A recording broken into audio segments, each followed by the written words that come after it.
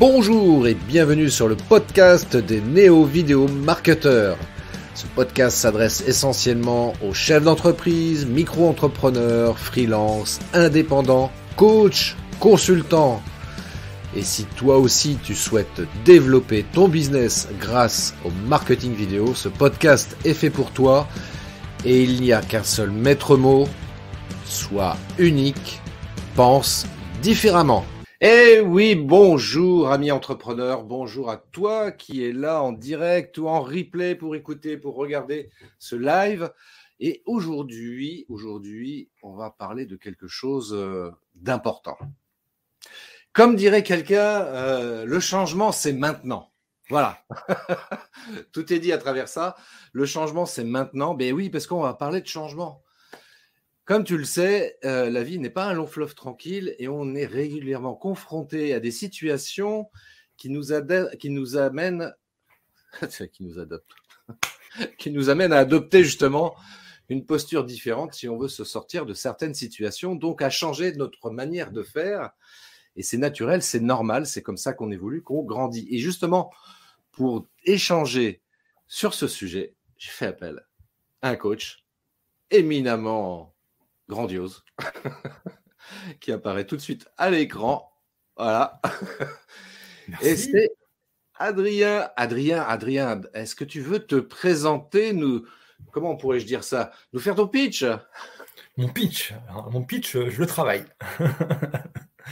Donc moi, c'est Adrien de la main, même s'il y a un M, on dit 1. Et je suis coach. Du coup, j'accompagne les personnes qui accompagnent les autres dans leur bien-être. Je les accompagne dans tout ce qui va être marketing, la vente. Et j'appelle ça l'attractivité commerciale. Voilà. Eh bien, c'est un chouette programme que tu proposes là, Adrien. Oui, j'espère. C'est un chouette programme parce que c'est vrai qu'aujourd'hui, déjà très globalement, on a tous besoin d'un coach. Mais oui, parce que c'est pas forcément évident des fois de se sortir de certaines situations psychologiques, morales, parfois un peu compliquées, et d'avoir comme ça le regard extérieur de quelqu'un de bienveillant qui va t'amener à trouver la bonne réflexion, la bonne manière de réfléchir sur la situation pour pouvoir t'en sortir, parce que effectivement, la vie est un perpétuel changement. Voilà. Je crois que j'ai La vie est un jeu. La vie est un jeu aussi, bien sûr. La vie est un jeu aussi, oui. Et on se fixe des objectifs, on veut atteindre des choses qui vont nous changer, mais souvent on oublie que le changement amène à parfois des choses qui sont plus difficiles qu'on ne pense. Parce que c'est bien de vouloir changer sa vie, de vouloir changer ses projets, son activité, mais quand on se met en route, il y a toujours un petit frein. Moi, je le vois avec mes coachés, ils veulent changer beaucoup de choses. On sait ce qu'on ne veut plus, en général. On sait rarement ce que l'on veut, mais on sait ce qu'on ne veut plus. Et quand on est amené à changer, parce qu'il faut prendre des décisions, il faut décider en fait d'aller vers une situation différente, souvent, il y a un blocage. Et ce blocage-là, de ce que j'ai pu voir en tout cas, si on l'a pas conscientisé, si on ne comprend pas en fait le mécanisme qu'il y a derrière ça, on peut se bloquer, on peut ne pas réussir à avancer vers son objectif. Et souvent, ce blocage-là, il est vraiment lié au changement, quoi. Et c'est vraiment important. Alors, en quoi justement ça peut être utile et important de considérer le changement comme quelque chose d'éventuellement positif?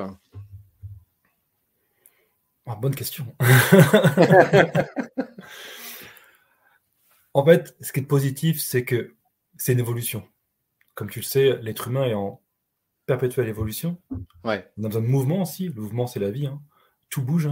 Tout est en mouvement. La Terre est en mouvement. Même si on s'arrête, même si tu décides demain de ne pas avancer, de te mettre sur ton canapé, à rester allongé, à rien faire, les choses autour de toi changent, bougent, évoluent. Et si tu décides pas, toi, de prendre ça en main et de décider où tu veux aller et comment tu vas le vivre, en fait, tu vas le subir. Et si tu le subis, tu subis ce changement. Donc, un changement est toujours quelque part positif parce qu'il t'amène à autre chose. Alors oui, des fois, c'est des choses qui sont difficiles, mais même ces choses difficiles t'amènent forcément, à un moment donné, à quelque chose de positif, Parce que tu évolues, en fait. Et tu as besoin de ça pour être en bonne santé, pour être en bonne santé mentale, physique. Euh, Tes projets ont besoin d'évoluer aussi pour pouvoir t'amener vers autre chose, vers un autre être autre aussi, une autre personne. Ça peut être aussi de changer quelque part. Même si c'est juste un projet, parfois le projet peut te changer aussi. Donc pour moi, le changement est toujours positif. Même si les choses sont difficiles, il va amener un jour ou l'autre à quelque chose de positif. Euh, Moi, j'aurais tendance, tu vois, à voir ça aussi de la manière suivante. Parce que ce que tu dis, c'est très juste. La vie est changement, c'est changement perpétuel. Et pour illustrer ça de manière très simple, c'est que, oui, je suis en train de voir, là, il y a Christophe qui nous laisse un petit message qui dit il n'y a qu'une chose qui ne change pas, c'est le changement. Et c'est très juste. Ça, c'est c'est immuable. C'est la seule chose qui ne change pas, effectivement, c'est le changement. Et preuve en est, donc pour illustrer ça, si tu prends par exemple en France notamment, on le constate d'autant plus, c'est qu'il y a 4 saisons. Printemps, été, automne, hiver. Et si, pour reprendre ce que tu disais tout à l'heure, si tu n'acceptes pas le changement, c'est-à-dire que tu dis, bah ouais, bah moi je porte juste des petits t-shirts comme ça parce que moi j'aime bien l'été, il fait chaud, etc. Bah tu risques d'avoir un petit souci quand va arriver la période hivernale, il va commencer à faire froid, il va neiger, et si tu restes avec ton petit t-shirt, tu risques d'attraper un gros rhume, pour pas dire plus. Donc tu as intérêt à changer ta tenue vestimentaire pour pouvoir t'adapter aux nouvelles conditions qui se présentent à toi. Et c'est pareil, selon moi, dans la vie. Je sais pas, qu'est-ce que tu en penses, hein? Bien sûr, et surtout, bah, pourquoi tu gardes le t-shirt? Parce que t'as pas envie de faire le deuil de l'été, en fait. On arrive en automne, c'est triste, et t'as pas envie de laisser l'été derrière, en fait. Parce que t'as vécu déjà beaucoup de choses, enfin, t'as été, je sais pas, t'es en vacances à la plage, par exemple, bah, ces souvenirs-là, t'as pas envie qu'ils s'arrêtent, en fait. Et t'as pas envie de passer des fois à autre chose. Donc, passer en automne, en hiver, ça te paraît des fois un peu triste, et du coup, mince, j'ai pas envie de mettre l'été de côté. Donc, cette phase de deuil, elle est dans tous les changements, petits ou grands. Ça, c'est vraiment hyper important de pouvoir bien le vivre, parce qu'en fait, souvent le blocage du changement, il vient de là, en fait. Il vient du fait qu'on n'arrive pas à faire le deuil, en fait, de ce qu'on a vécu avant, que ce soit positif ou même négatif. Et, et forcément, on peut avoir un blocage à ce niveau-là, en fait.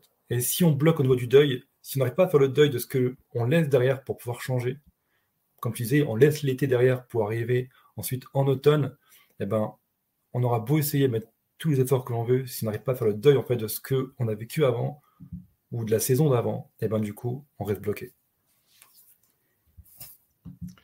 Et oui, il faut changer. Alors, comme tu l'évoquais aussi très justement, c'est que évidemment, le changement, c'est pas forcément quelque chose de très confortable, hein, parce que voilà, on peut arriver à des moments de sa vie comme ça, rentrer dans une espèce de routine entre guillemets, dans le sens où on est dans des situations qui sont plutôt confortables, on y est bien, tout va bien, tout roule plus ou moins correctement.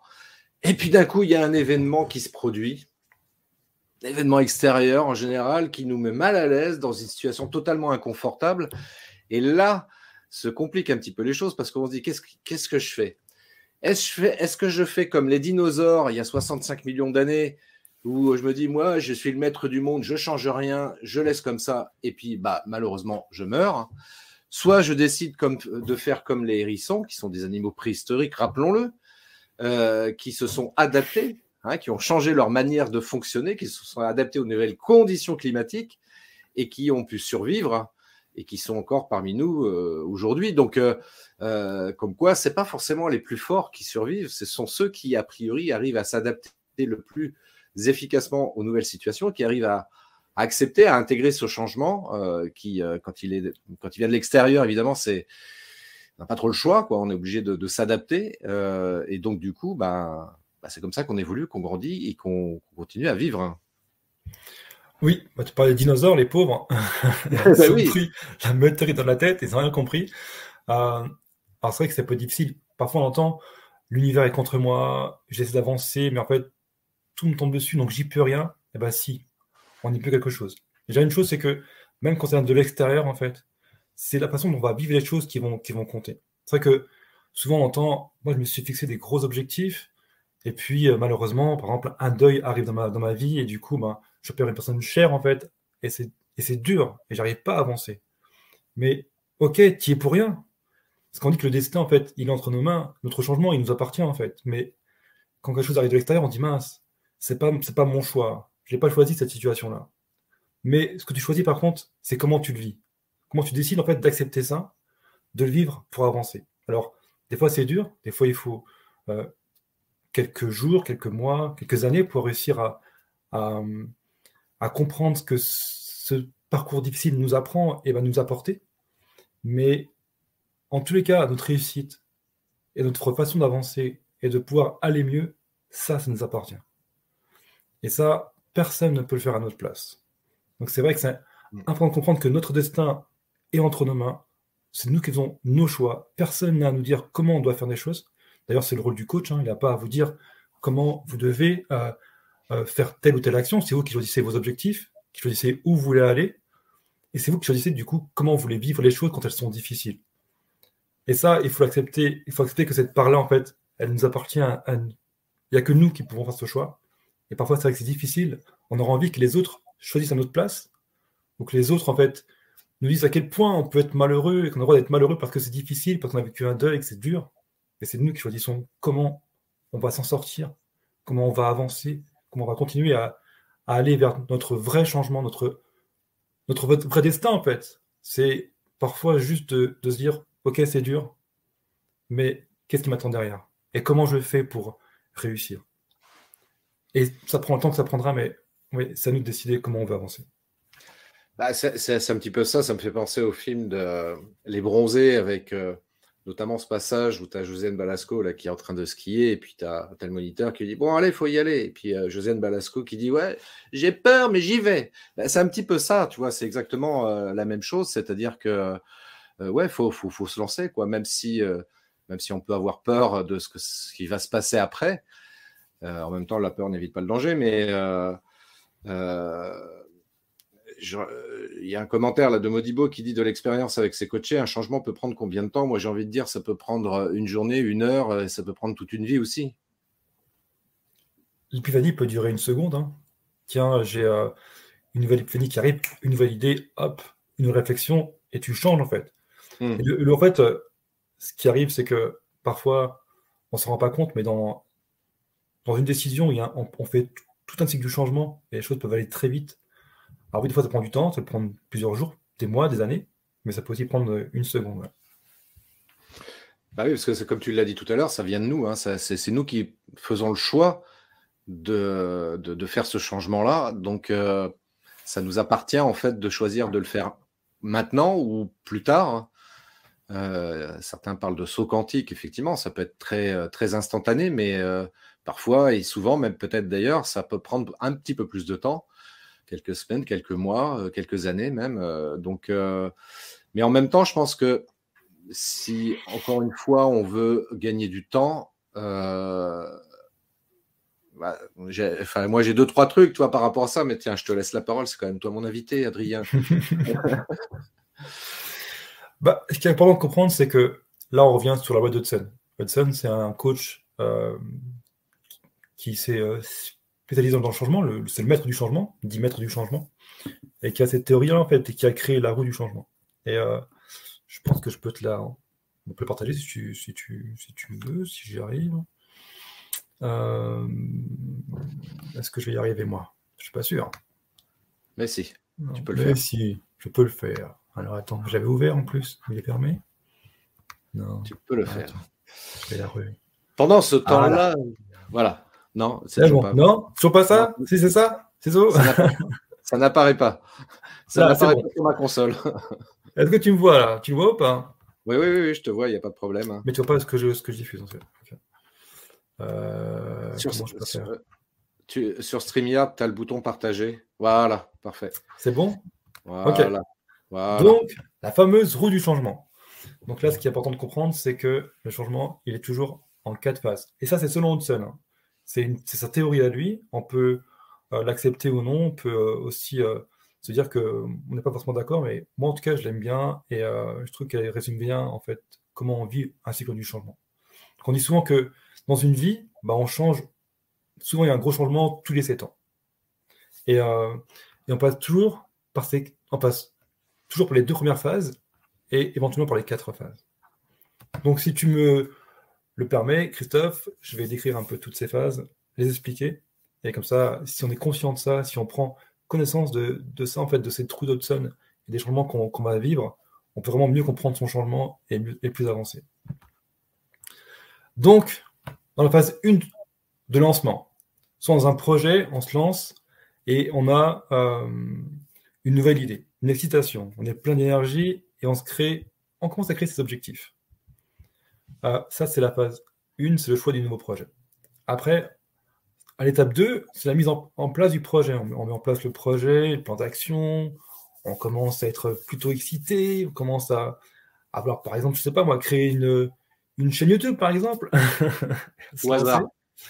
Et on fait nos premières vidéos, ça commence à marcher, et on se laisse un peu porter comme ça, et on arrive en phase plateau. C'est-à-dire que on commence à être une routine, on fait une vidéo de temps en temps, ça commence à marcher.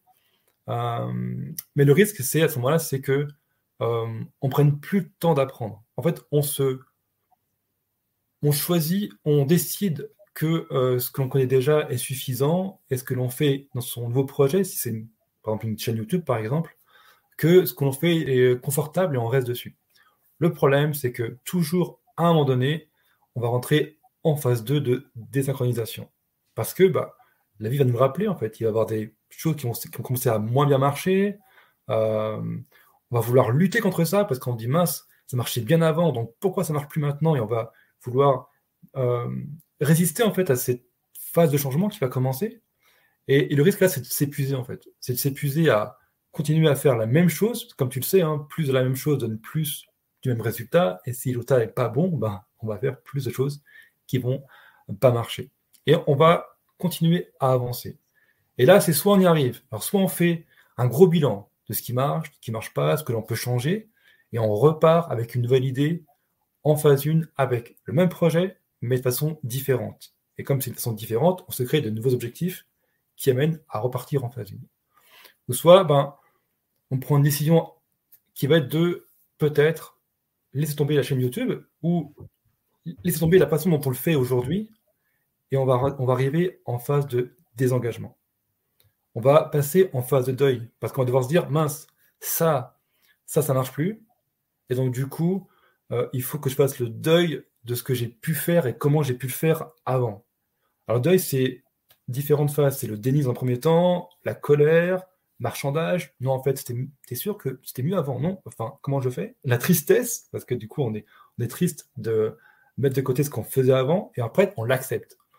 Si on arrive à faire cette phase de deuil assez simplement, de façon confortable, on va pouvoir aller à l'étape 6, l'acceptation. Accepter que, comme on faisait avant, ça ne marche pas et qu'il faut qu'on fasse autrement.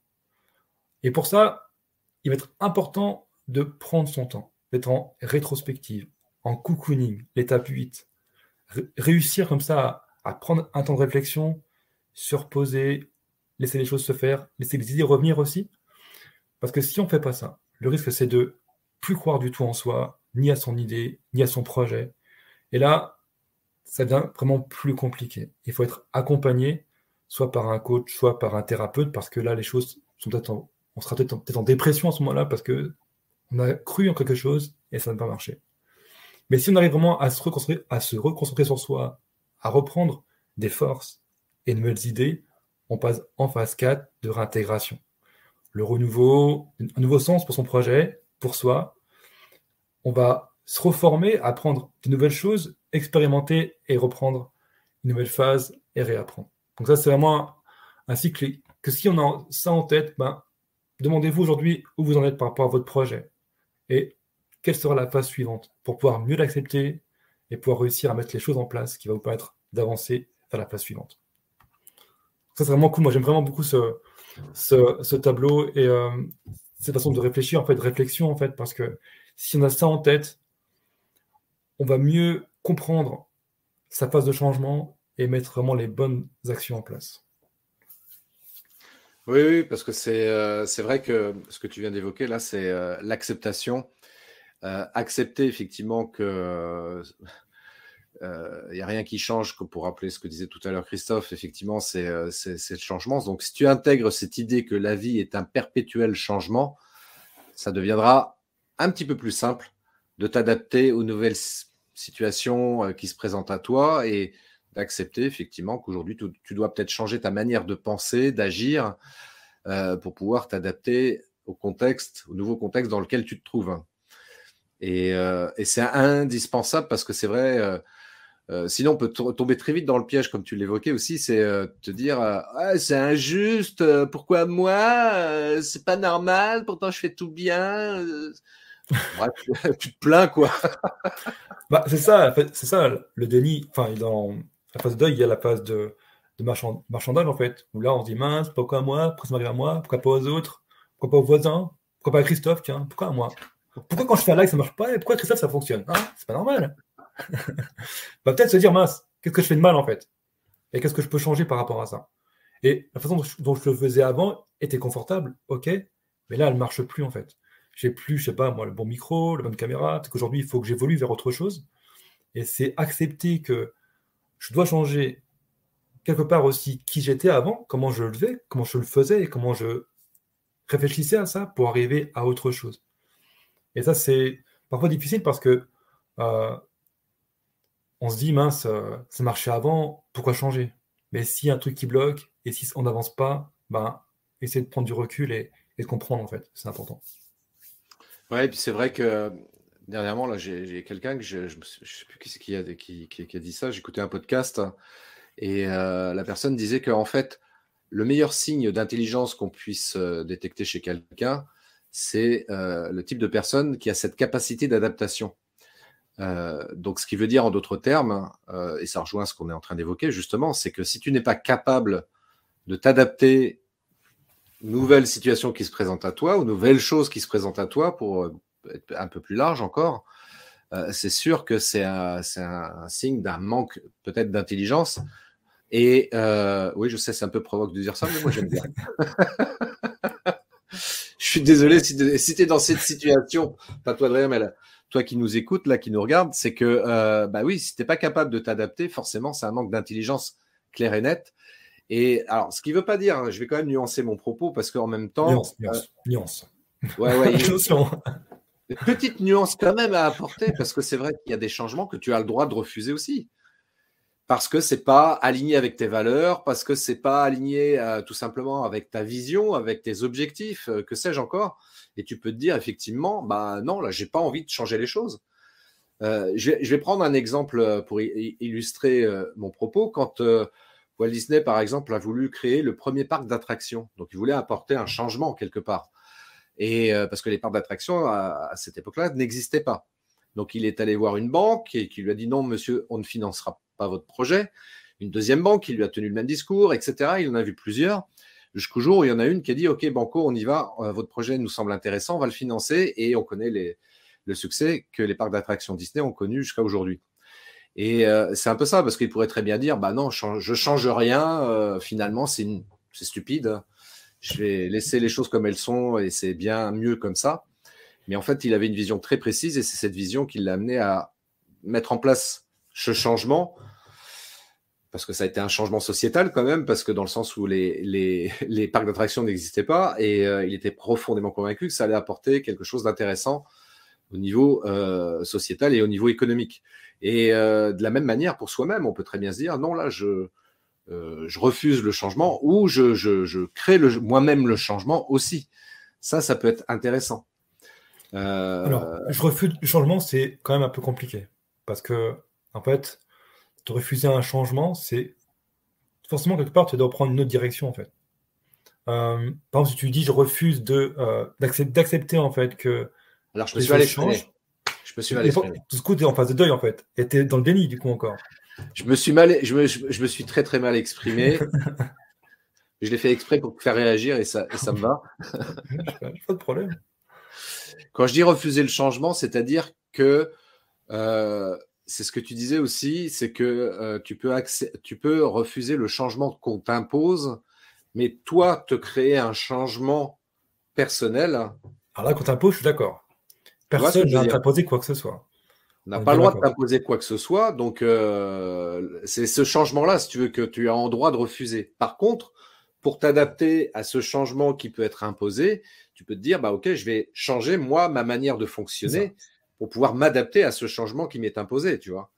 Je vais prendre l'exemple de Nelson Mandela, qui, lui, on lui a imposé l'incarcération pendant 30 ans.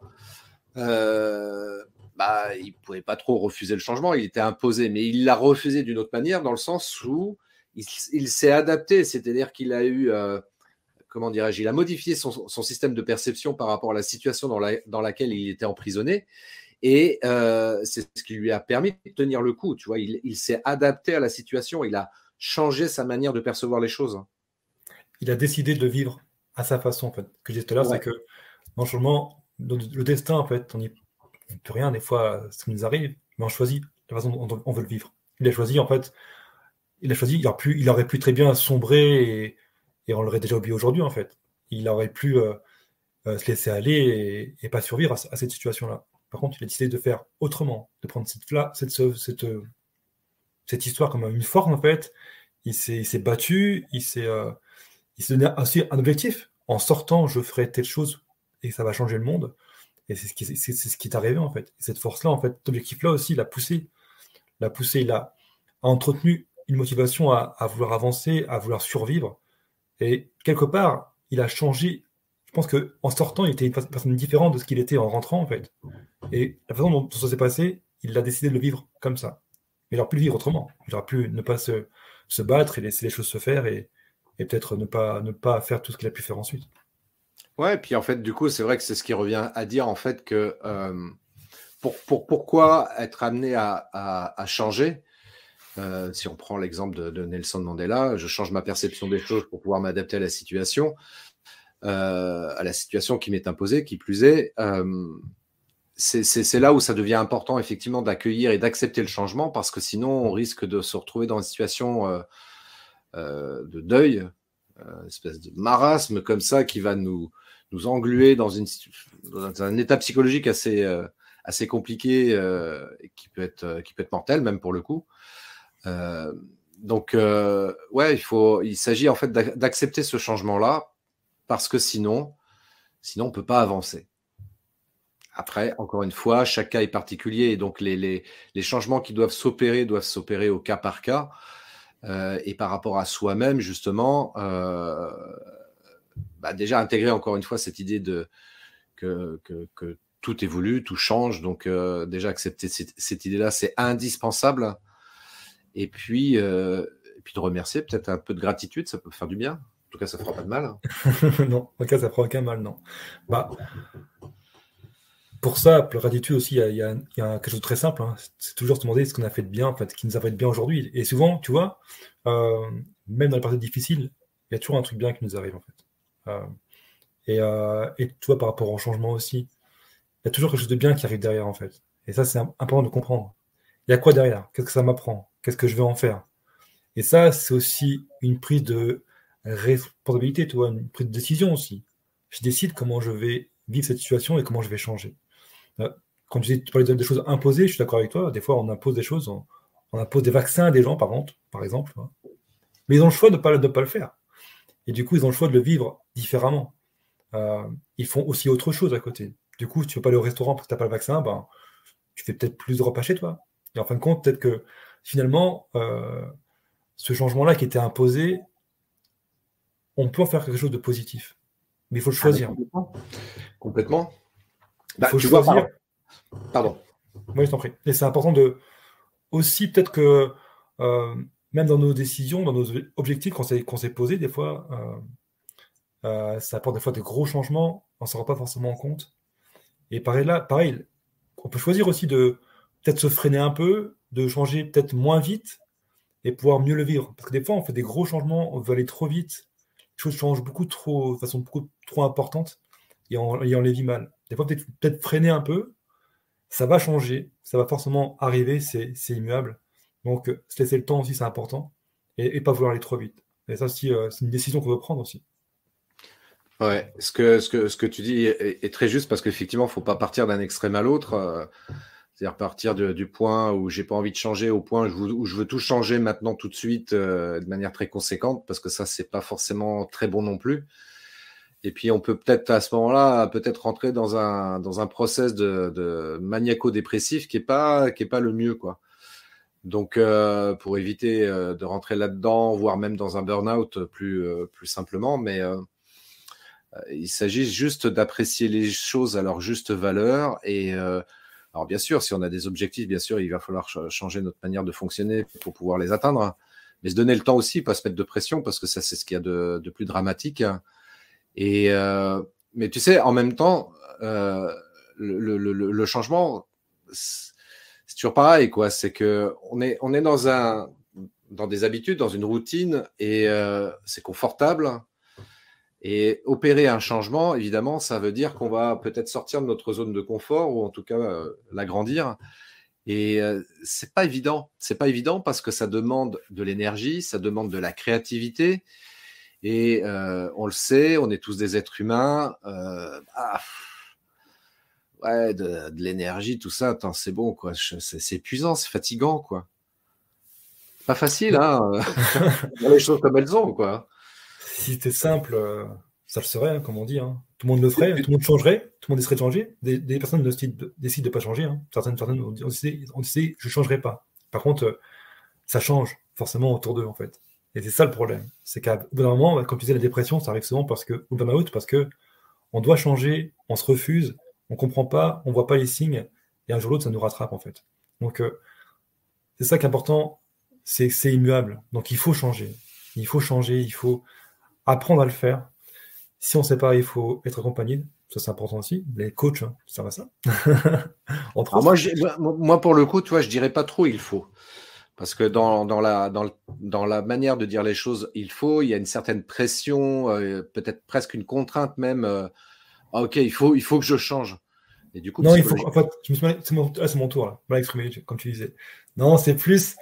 Non, dans le il faut, c'est plus. Il faut comprendre quand même que c'est important. Pour moi, en tout cas, dans mon point de vue, il faut aussi comprendre que le changement va arriver quoi qu'il arrive, en fait. Alors, quand je dis il faut, c'est un peu une injonction, donc c'est pas forcément une bonne chose. Je suis d'accord avec toi. Peut-être c'est mal expliqué comme ça. Mais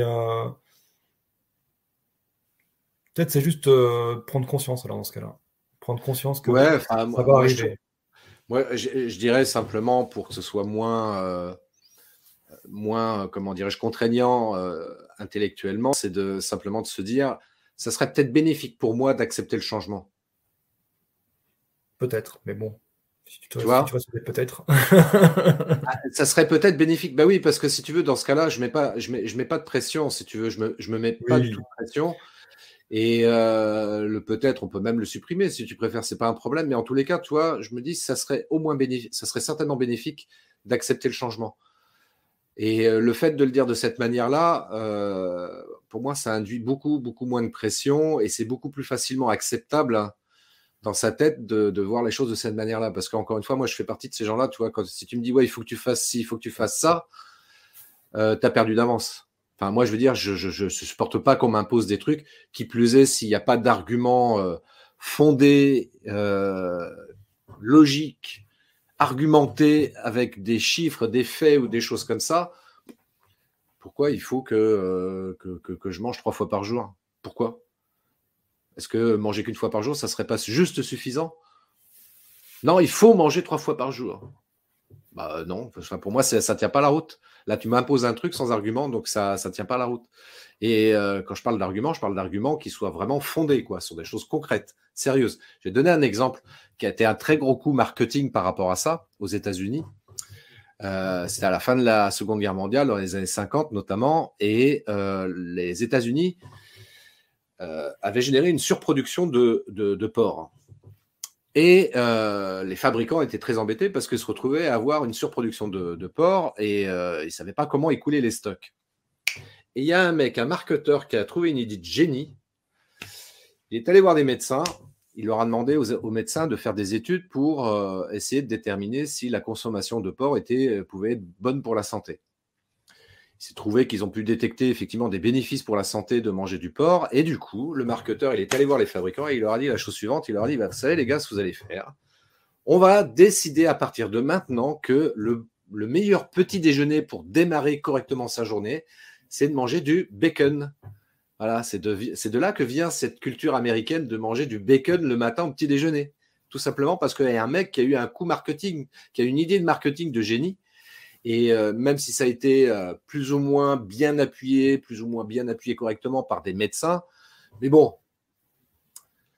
on peut trafiquer les chiffres, hein, toujours par rapport à ça, on le sait très bien, mais en tous les cas, ça a été un super coup de maître. Et donc, on a opéré un changement dans les habitudes alimentaires des Américains en leur disant, bah, si vous voulez avoir plein d'énergie le matin, enfin pour démarrer votre journée, etc., mangez du bacon.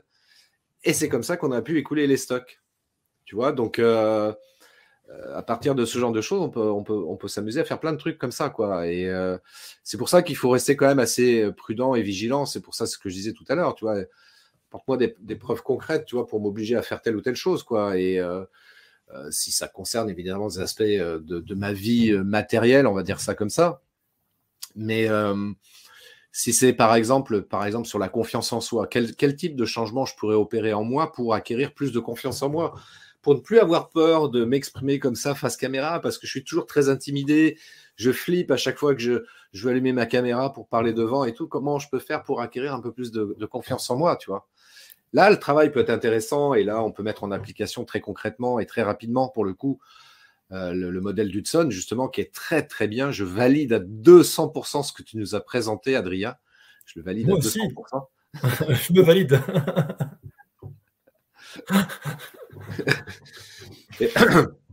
Et ce que tu as partagé là, c'est tellement, tellement pertinent pour le coup. Et à partir du moment où tu intègres cette roue d'Hudson, là, tu as tout compris et ça devient du coup beaucoup plus simple, hein. Pas forcément plus facile, mais en tous les cas plus simple, hein, d'intégrer le changement, d'accepter le changement qui peut se présenter à chacun d'entre nous. Et à l'instant T, évidemment, c'est pas toujours agréable, hein, faut dire les choses comme elles sont, hein. Tu parlais de période de deuil, quand tu vis le deuil d'un proche, notamment, donc là, évidemment, les choses changent. Et donc, il va falloir apprendre à vivre sans cette personne-là. Enfin, ça peut être très, très compliqué sur l'instant présent, mais à partir du moment où tu te dis, OK, bah, ça fait partie de la vie, le changement, c'est comme ça, quoi. Donc, accepter les émotions qui se présentent à soi, évidemment, il ne s'agit pas de les refouler, parce que là, ça serait aussi une connerie. Accepter les émotions qui se présentent à soi, mais en même temps, ne pas rester dans cette troisième étape-là, où on se morfond, on se plaint, etc. Et essayer autant que possible, assez rapidement d'en sortir, éventuellement avec l'aide d'un coach comme toi, Adrien. Et par contre, s'écouter, voilà. C'est important aussi. Aussi une chose à retenir, c'est s'écouter. C'est, comme on revient sur le il faut, mais en fait, c'est ça. Personne n'a à vous dire comment vous devez vivre la chose, en fait. C'est à vous de l'accepter ou pas. Mais c'est de la façon dont vous devez le faire, en fait, qui est important. Donc, le cocooning, ouais, c'est. En fait, dans les 4 phases qu'on a vues, il n'y a pas de mauvaise phase. Il n'y a pas de bonne. On peut croire que la phase 1 et 2, peut-être c'est la phase 1 en tout cas, c'est celle qui en recherche le plus. C'est aussi un peu le bonheur aussi instantané. C'est que si on veut toujours être en phase 1, ben, ça ne marche pas parce que ça ne marche pas le bonheur absolu, en fait. Les choses fonctionnent toujours parfaitement. Ça ne marche pas. Ça change, comme on le disait tout le temps, qu'on a vu depuis presque 1 heure maintenant. Mais ce qui est important, c'est. Mais la phase de cocooning, il ne faut pas la rejeter. Il ne faut pas en avoir peur. C'est ça aussi qu'il faut retenir, c'est qu'elle est importante. Et comme on parlait de deuil aussi, bah, dans le deuil, il y a cette phase-là qui arrive et il faut l'accepter et prendre son temps. Et ça, c'est important parce que, comme tu disais, les injonctions sont mauvaises. Et pareil, si vous voulez aider quelqu'un, c'est pareil. Si vous voulez aider quelqu'un, si aujourd'hui vous êtes accompagnant et que vous voulez aider une personne, et si vous la voyez en phase de cocooning, et qu'elle a besoin de se reposer, ne lui dites pas il faut que tu te bouges, ou il faut.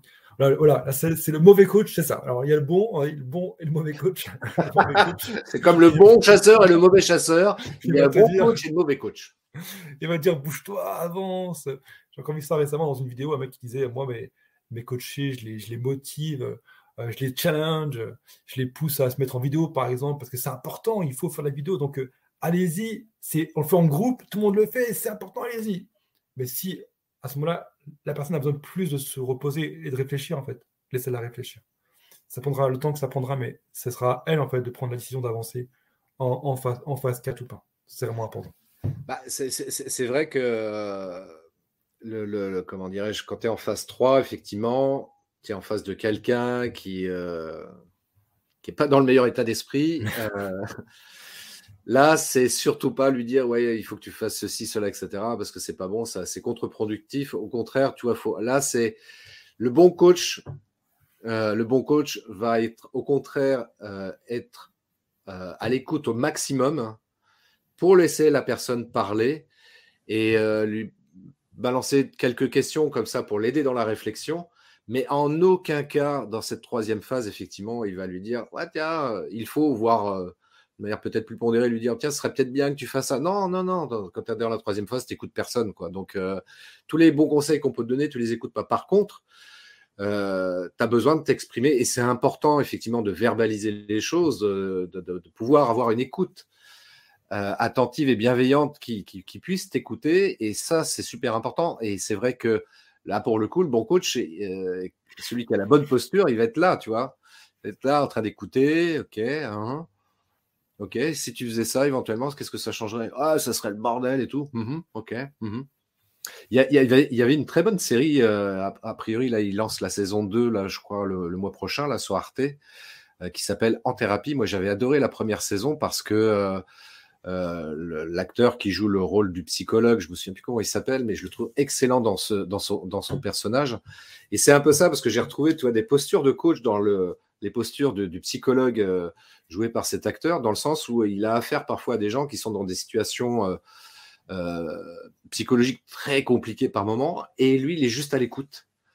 Il est juste à l'écoute et je trouvais que c'était très bien parce que c'est exactement ça qu'on attend d'un coach ou d'un psy, justement, en face, quand on est dans cette phase 3, de se dire, bon, moi, je veux qu'on m'écoute, quoi. Et c'est important de pouvoir sortir tout ce qu'il y a à sortir et ça permet d'aider, justement, à y voir plus clair, tu vois. C'est un petit peu, ça serait un petit peu comme de sortir les poubelles, tu vois.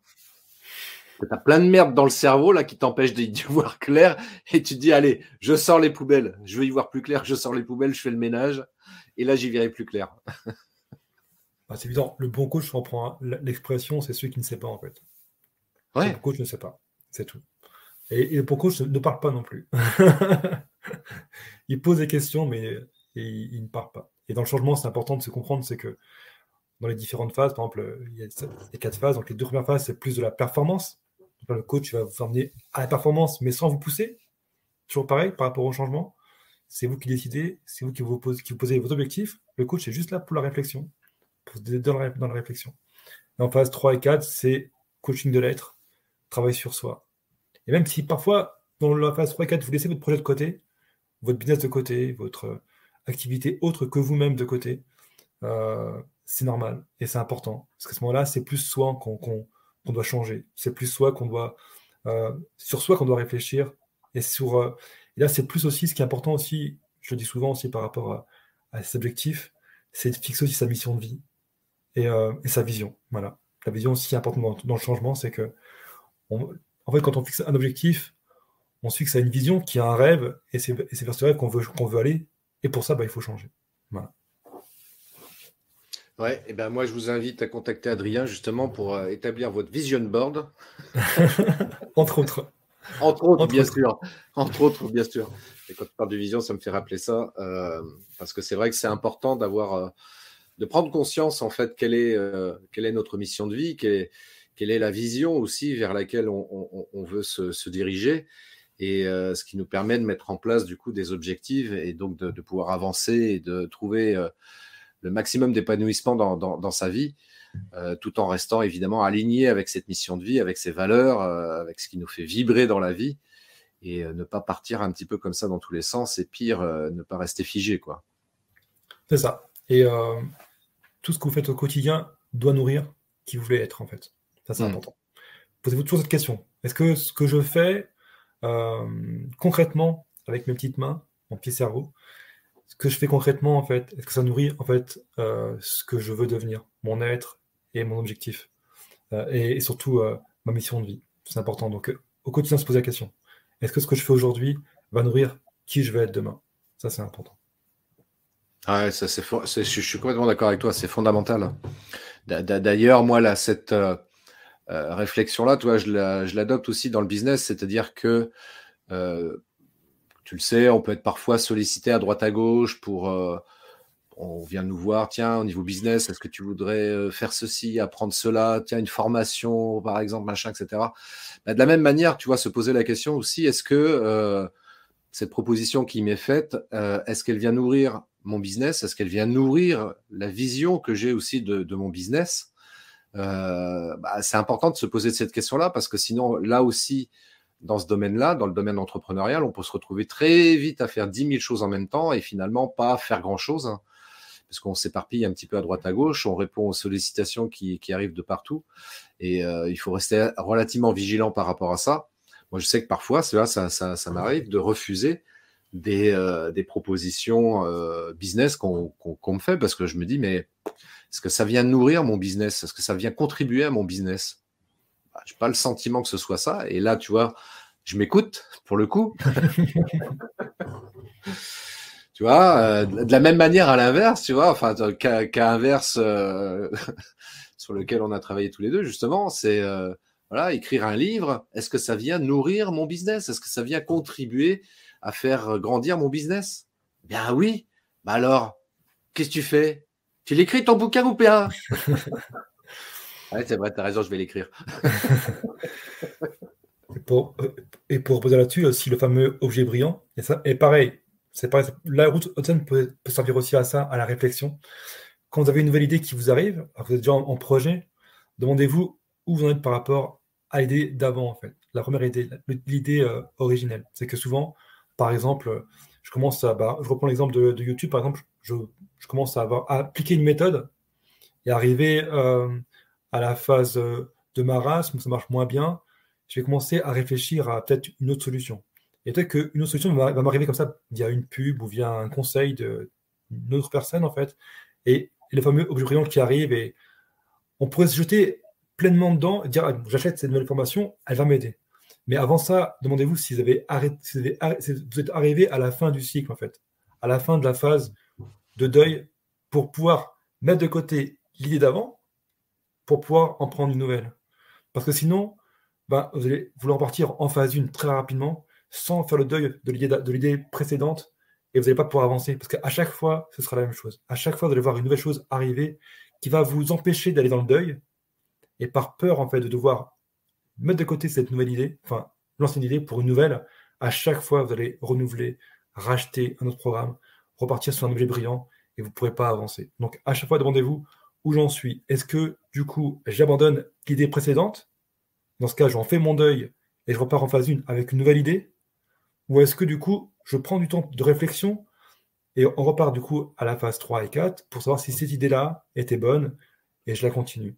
Ça, c'est important parce que trop souvent, on voit plein de monde, voilà, c'est ça. On veut changer trop vite, on voit une nouvelle opportunité, elle paraît toujours plus belle que celle d'avant, mais finalement, celle d'avant, si on n'en fait pas le deuil, on ne pourra pas avancer. Ouais, et ça, c'est vrai que faut rester très vigilant. Il faut rester très vigilant. C'est bénéfique de rester beaucoup plus vigilant par rapport à ça, effectivement, de ne pas se laisser entraîner dans des choses comme ça qui nous interpellent. Parce que sinon, ouais, on ne fait pas grand-chose finalement et on peut être très vite frustré, déçu parce qu'on se dit, bah mince, il n'y a rien qui avance. Mais en même temps, tu vois, pour revenir là-dessus, sur les étapes 3 et 4, effectivement, ça me paraît indispensable. Tu vois, si je reprends l'exemple, le parallèle que je faisais avec les saisons que nous connaissons en France, printemps, été, automne, hiver, l'automne et l'hiver, bien sûr, s'apparentent à ces étapes 3 et 4. Et elles sont nécessaires, tu vois, pour le coup. C'est pour ça que, comme tu le disais, c'est pas négatif hein, de traverser ces étapes 3 et 4. Au contraire, ça peut être très, très positif. Voilà, l'automne, l'hiver, on rentre un peu plus chez soi, on prend le temps de lire, peut-être de se former. Voilà, et ensuite, on peut repartir sur le printemps avec de nouveaux projets parce qu'on a pris le temps nécessaire de réfléchir, de construire quelque chose. Et là, on va pouvoir lancer de nouveaux projets. Et ça, c'est très bien, tu vois. Oui, et c'est important, surtout dans le business, c'est que à chaque fois, demandez-vous et prenez des décisions fermes en fait. Quand vous avez une nouvelle idée qui arrive, une nouvelle opportunité, dites-vous qu'est-ce que je laisse, qu'est-ce que je dois abandonner pour prendre cette nouvelle idée. Parce qu'on ne peut pas avoir 3, 4, 5 idées en même temps et voir les appliquer en même temps, ça ne marche pas en fait. Donc à chaque fois, c'est prendre des décisions. Mais c'est dur de prendre des décisions. C'est dur de faire le deuil d'une idée en fait. C'est dur de se dire, je mets ça de côté pour choisir autre chose. Parce que ça demande des fois à réapprendre autre chose, à remettre de l'effort. Parfois, on a mis beaucoup d'efforts pour apprendre une chose qu'on va devoir abandonner. Et donc, c'est important vraiment à chaque fois que vous avez une nouvelle opportunité, une nouvelle idée business, posez-vous la question, est-ce que j'ai vraiment déjà quelque part user la première pour en prendre une nouvelle. Parce que sinon, vous ne pourrez pas avancer. Très juste, très juste. Est-ce que tu conseilles des bouquins, tiens, d'ailleurs? Sur la colle. Il y a une colle. Sur le modèle d'Hudson, par exemple, sur le modèle d'Hudson, sur le changement, est-ce qu'il y a un livre en particulier? Ou d'ailleurs, tiens, même, on va extrapoler. C'est pas forcément en rapport avec la thématique, mais est-ce qu'il y a un livre en particulier qui t'a aidé, toi, dans ta vie, qui t'a aidé à avancer, justement, à opérer peut-être un changement? Dans le changement, celui qui me vient et qui m'a beaucoup aidé au départ à prendre des décisions, attends que je ne tombe pas dans le titre. Alors, c'est Napoleon Hill et c'est. Mince, tu me files une colle là. Avec richesse dedans. Je sais plus là. Réfléchissez et devenez riche, non? Oui, c'est ça, réfléchissez et devenez riche. Et ben, dedans, il disait, et une phrase que j'ai retenue, parfois, des fois, un livre, c'est juste un mot, une phrase, c'est prenez des décisions rapidement, en fait. Alors, c'est pas forcément ce que je conseille, mais par contre, c'est juste de décider, en fait. Et c'est pas te laisser toujours trop de temps dans sa décision. Parfois, c'est prendre des décisions qui sont rapides, peut nous amener à un changement radical. Alors oui, c'est pas un très bon conseil parfois, il faut savoir prendre du recul, mais parfois aussi, il faut savoir prendre des décisions assez rapidement pour pouvoir avancer. Ça aussi, ça fait partie du changement. Et moi, ça m'a beaucoup aidé, par exemple, quand faut prendre, quand on veut vraiment avancer et qu'on veut aller vers le changement, parfois, trop réfléchir, ça nous freine. Et donc, comme je dis, hein, ceux qui ont besoin, prenez du recul, mais parfois, dire oui à une offre parce qu'elle est plutôt engageante, mais si j'avais pas dit oui tout de suite et s'il avait peut-être pris trop de réflexion, j'aurais pu le regretter. Et des fois, ça m'arrivait de prendre des décisions rapidement et c'était de bonnes décisions. Donc, ce livre-là, moi, je l'ai bien aimé par rapport à ça. Euh, Parfois, oui, il faut prendre des décisions qui soient. Mais souvent, on le sent aussi. Et faire aussi confiance aussi à. Se faire confiance et faire confiance aussi à son instinct, parce que des fois, c'est instinctif. On voit que c'est la bonne idée. On veut hésiter. Non, il faut y aller parce que ce changement-là, on a besoin pour avancer. Donc, ce livre-là, moi, j'ai beaucoup aimé. Donc, oui, je le conseille. Et peut-être dernière question, justement, aussi te concernant. J'ai envie de me faire coacher par toi. Comment je fais? Comment je procède? Qu'est-ce que tu proposes, même tout simplement, déjà, pour peut-être que ce soit plus clair dans l'esprit de ceux qui nous écoutent, qui nous regardent. Quelles sont les choses que tu proposes et comment on fait, du coup, après, pour pouvoir te contacter? Alors, c'est très simple. Je suis en pleine phase de changement, moi aussi. Donc, le plus simple, c'est si vous voulez comprendre et vivre ce qu'est le coaching, j'offre une séance à toute personne en demande. Il suffit juste d'aller sur mon LinkedIn, de me contacter. Donc, j'offre la première séance d'éclaircissement sur votre projet. Donc, l'idée, c'est surtout d'accompagner des personnes qui sont aussi dans l'accompagnement. Et mon idée aujourd'hui, c'est d'accompagner sur la création d'une offre, mais surtout la création d'une méthode propre, méthode unique. Donc, si vous avez des doutes par rapport à ça, par rapport à la création d'une méthode, venez me voir et puis on discutera ensemble. Et très récemment, j'ai pris une décision. Je vais, au mois de septembre, je n'ai pas encore la date précise ni le lieu précis, mais je crée un atelier de 3 jours pleins, avec le déjeuner, avec le petit-déj, avec le café. Et on va bosser ensemble sur votre projet, votre création d'une offre unique, d'une méthode unique, et la façon dont on la met après en ligne. Et ma promesse, c'est que vous repartiez avec une page de présentation, une page de vente, d'une méthode que vous aurez envie de créer. Et comme ça, vous pouvez commencer à la tester auprès de votre audience et savoir si c'est la bonne idée. Donc, en 3 jours, avoir physiquement une page de présentation et de vente pour une offre que vous voulez offrir pour aider le monde dans son changement, ou en tout cas dans sa méthode de transformation. Dans ce cas-là, contactez-moi directement sur LinkedIn. Et si vous voulez me suivre, je fais un vlog, par exemple, ou des vidéos un peu comme celle-ci, qui présentent des méthodes ou des principes importants dans le changement, dans la vie de tous les jours aussi, dans le business. Ma chaîne YouTube qui est Les Inarrêtables. Voilà, tout simplement. Exactement, les inarrêtables. Moi, je vous invite vraiment fortement à vous abonner à la chaîne YouTube d'Adrien. Les inarrêtables, il a déjà mis en ligne pas mal de vidéos hyper intéressantes qui sur des sujets différents qui peuvent justement vous aider à mieux comprendre comment vous fonctionnez et puis, voilà, comme on l'indique, à devenir justement inarrêtable. C'est le meilleur conseil qu'on puisse vous souhaiter, de devenir inarrêtable. Quoi qu'il en soit. Inarrêtable. Et pourquoi inarrêtable? Parce que souvent, j'entends mes coachés dire ah oui, cette réflexion me rend, et en plus, si j'atteins, me rend inarrêtable. Donc, voilà. Ouais, c'est bien. Je trouve moi que c'est une très très bonne formule en tous les cas. C'est un concept que je trouve très positif et qui nous met dans un bon état d'esprit, je trouve. Merci. Écoute, merci à toi aussi, Adrien. Merci, Christophe. Merci également à toi. Ça a été un vrai plaisir d'échanger avec toi sur le changement. Voilà, on a fait un changement, tu vois. Et on sera forcément différent de juste après à te noter juste avant. Il y a quelque chose chez nous qui va changer. Même une toute petite chose, elle va forcément évoluer. Moi, j'avais mon premier live où je suis invité, donc forcément, je serai différent pour le second. Et donc, je te remercie pour ça. Merci Christophe pour cette opportunité. Je suis passé de l'autre côté de l'écran. J'étais spectateur et là, je me vois dans le carré. Là, c'est magnifique. Et donc, du coup, je te remercie pour ça. Ça m'a vraiment fait plaisir. J'ai passé un excellent moment. Écoute, moi aussi, j'espère que les personnes qui nous ont suivis également, et je le pense fondamentalement, parce que comme tu viens de le dire justement, effectivement, il y a eu un avant live et un après live, et ce live là forcément a opéré un changement, aussi subtil soit-il, dans l'esprit dans notre esprit à nous, et puis dans l'esprit des gens qui nous ont suivis également pendant ce direct. Eh bien écoute, je te remercie infiniment. Merci beaucoup, Adrien. Merci à toi. Comme je l'ai dit parfois, je te souhaite le meilleur et surtout, je te souhaite longue vie et prospérité. Ça ne change pas, moi. C'est vrai que c'est pas facile. Hein. Et moi, surtout, ne l'oublie jamais. Tu es inarrêtable. Devenez inarrêtable, soyez inarrêtable. Et puis, on se dit rendez-vous à très bientôt, Adrien, en tous les cas. Au plaisir de te revoir. À bientôt. Allez, ciao. Ciao. Merci d'avoir écouté cet épisode de podcast des Néo-Vidéo Marketeurs.